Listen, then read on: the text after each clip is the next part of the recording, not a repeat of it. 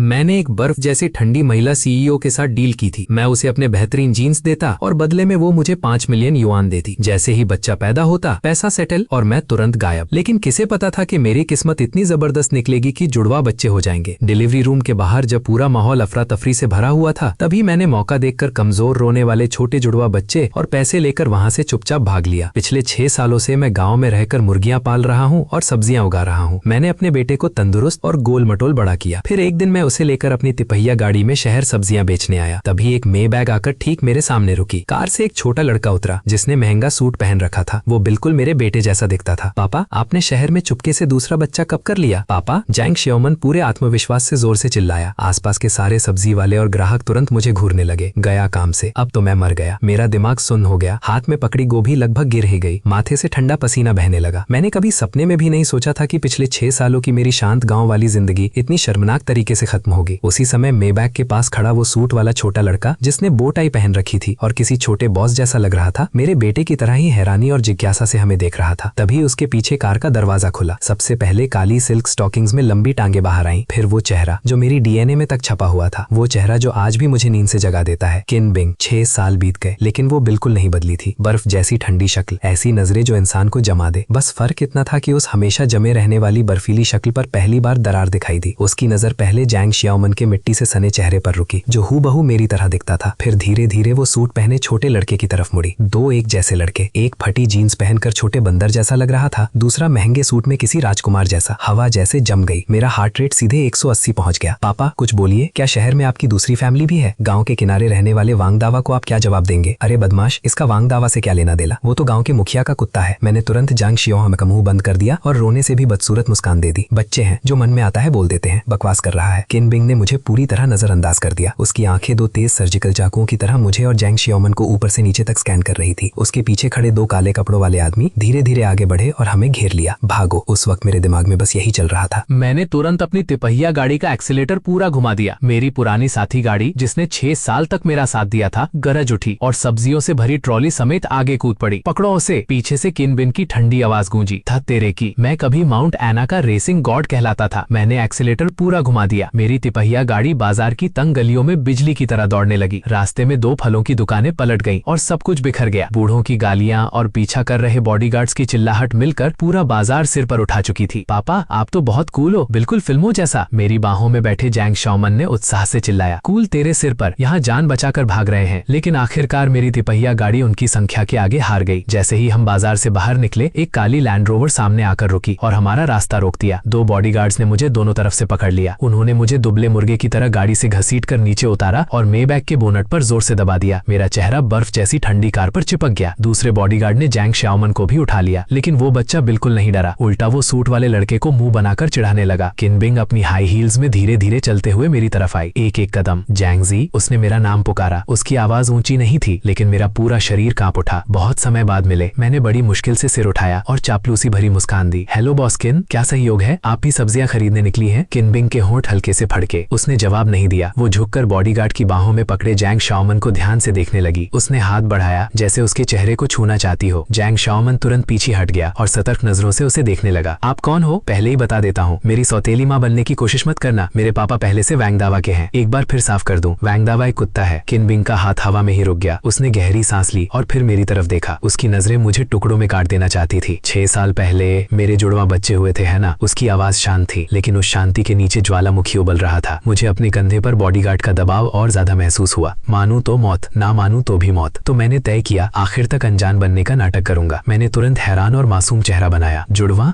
Boss किन, आप क्या कह रही हैं? मुझे कुछ समझ नहीं आ रहा। मैंने जैंग शियोमन की तरफ इशारा किया। ये मेरा भतीजा है। मेरे भाई और भाभी की कार एक्सीडेंट में मौत हो गई थी। मैंने बहुत मेहनत से इसे पाला है। आसान नहीं था। मैंने जबरदस्ती कुछ आंसू भी निकाल दिए। देखिए ना, ये कितना मेरी तरह दिखता है। कहते हैं भतीजे अपने चाचा जैसे होते हैं। लेकिन मेरी बात पूरी होने से पहले ही जैंग शियोमन बोल पड़ा। पापा, कैसी बकवास कर रहे हो? आपका भाई कब से हो गया? दादा दादी तो बहुत पहले मर चुके हैं। मैं तो वहीं बेहोश होने वाला था। क्या गद्दार बेटा है। मेरा मन कर रहा था कि जमीन फट जाए और मैं उसमें समा जाऊं। तभी किन बिंग ने एक फाइल मेरी तरफ फेंकी। ये चिनशियाओ का बर्थ सर्टिफिकेट और उस साल के अस्पताल के रिकॉर्ड हैं। वो मुझे घूर रही थी। रिकॉर्ड्स में साफ लिखा है कि इंक्यूबेटर नंबर B वाला बच्चा जन्म के 3 घंटे बाद गायब हो गया था। मेरा दिल जोर से धड़क उठा। मैं उस समय भागने की जल्दी में सबूत मिटाना भूल गया था। संयोग है, ये सब सिर्फ संयोग है। लेकिन किन बिंग ने मेरी बात सुनने सुनने की भी जरूरत नहीं समझी। उसने सीधे बॉडीगार्ड्स को आदेश दिया, इन दोनों को युंडिंग मैनर ले जाओ और वकील जैंग से संपर्क करो, तुरंत डीएनए टेस्ट होगा। जी बॉस्किन। 2 गार्ड्स के बीच कैदी की तरह मुझे लैंड रोवर में ठूंस दिया गया। जैंग श्याओमन को भी मेरे पीछे अंदर डाल दिया गया, लेकिन वो बच्चा बिल्कुल नहीं डरा। वो उत्सुकता से लेदर सीट थपथपाने लगा। पापा, ये आपकी तिपहिया गाड़ी से कहीं ज्यादा आरामदायक है, लेकिन आपकी गाड़ी जितनी तेज नहीं है। तेज होने का क्या फायदा, पूरे रास्ते ट्रैफिक में ही तो फंसे रहे। काफिला सीधे शहर के सबसे महंगे इलाकों में से एक युंडिंग मैनर पहुंचा। नाम सुनकर ही समझ आ रहा था कि ये जगह कितनी महंगी होगी। गाड़ी एक महल जैसी शानदार विला के सामने जाकर रुकी। मुझे और जैंग श्याओमन को अंदर ले जाया गया। लिविंग रूम इतना बड़ा था कि उसमें खेल प्रतियोगिता हो सकती थी। छत पर लगा क्रिस्टल झूमर मेरी आंखें चौंधिया रहा था। अंदर घुसते ही जैंग श्याओमन कारपेट पर लौटने लगा। किन बिंग मुख्य सोफे पर बैठी थी। उसके बगल में बैठा सूट वाला लड़का चिन श्याओ चुपचाप टैबलेट पकड़े बैठा था, लेकिन उसकी नजरें बार बार फर्श पर कुत्ते की तरह भौंकते हुए जैंग श्याओमन की तरफ जा रही थी।